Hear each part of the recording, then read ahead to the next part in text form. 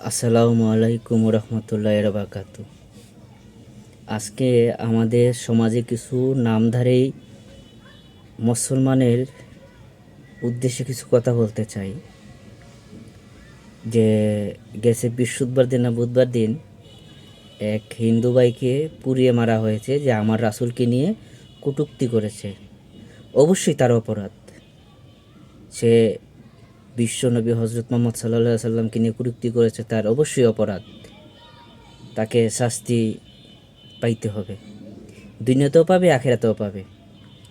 কিন্তু এই যে তৌহিদি জনতা যাকে বলা হচ্ছে যে ওনারা তৌহিদি জনতা, আচ্ছা এই যে নোয়াখালীর এক নাম আমি বলতে পারি না, ওনার নাম কি মাওলানা,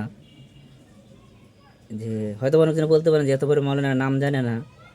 আসলে আমি নাম জানি না, একদম সত্য কথা। যে আমার রাসূল একজন কি জানি দিছে, একটা কাগজ নাকি দিছে ওনার হাতে, যে বিমানও দাঁড়ায় প্রস্রাব করে। এরপরে উনি বলে কোন বিষয়ে একটা কথা বলে যে নবীও দাঁড়ায়া প্রস্রাব করছেন কোন জায়গায়। আমার নবীকে নিয়ে কটূক্তি যখন করে তখন এই তৌহিদি জনতা কই থাকে? মা খাদিজাকে নিয়ে যখন এই আমির হামজা কটূক্তি করলো তখন এই তৌহিদি জনতা কই ছিল আর কই থাকে? ওই আমার একটা কথা মনে পড়ে যায় এখন, যে এটিএম শামসুজ্জামানের একটা মুভি আছে, ছবি আছে, এই মোল্লাবাড়ির বউ। ওইটার ভিতরে দেখবেন এটিএমের সাথে একটা লোক থাকে, তখন ও প্রশ্ন করে যে হুজুর আপনি যে ওয়াজ করলেন এটা কই আছে? তখন এটিএম শামসুজ্জামান বলে যে এটা আমি আমপারা হাদিসে আছে। তে এই জনতার এরকম একটা স্বভাব যে ওরা যখন বলবে তখন একটা ফতুয়া বাইর করে দিবে, আর আমি শহীদ যদি একটা কথা বলি তাইলে আমি কাফের হয়ে যাব, ওদের জন্য জায়েজ। আর আমার নবীকে নিয়ে কটূক্তি করলে ওরা যদি করে তাহলে ওদের জন্য জায়েজ হয়ে যায়, আর আমি বলে কাফের হয়ে যাব।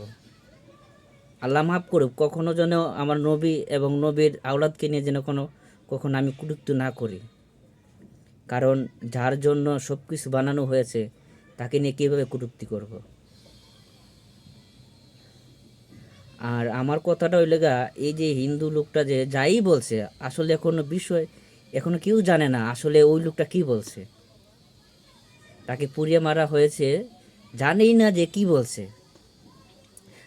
এখন আমি বলতাছি এই তৌহিদি জনতা তখন কই থাকে যখন ওদের মতন দাড়ি টুপিওয়ালারা যে আমার নবী কিনে কুড়ি, তখন এই তৌহিদি জনতা কই থাকে?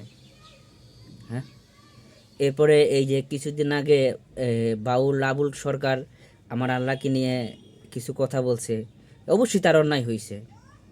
কিন্তু এই তৌহিদি জনতা যাচাই করলো না যে কোন বিষয়ে কথা বলছে, আর কোরআন হাদিস পইরা আমার নবীকে কটূক্তি করে, আমার নবীকে ছোট করার চেষ্টা করে। এই তৌহিদি জনতা তখন কই থাকে?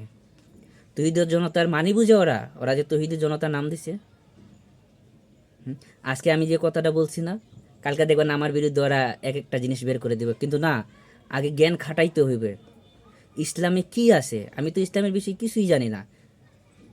আমি জানি না বিষয়, আমার নবীকে নিয়ে যদি কেউ কিছু বলে অবশ্যই আমার অন্তরে আঘাত লাগে। আর ওরা জানার পরেও আমার নবীকে নিয়ে কটূক্তি করে, বলে আমার মা আয়সা সিদ্দিকা নিয়ে এক এক সময় এক একটা কথা বলে, মা খাদিজাকে নিয়ে এক একটা কথা বলে, আবার এই নবীকে নিয়ে এক একটা কথা বলে। তো ওরা কোন ধরনের ইসলাম প্রচার করে?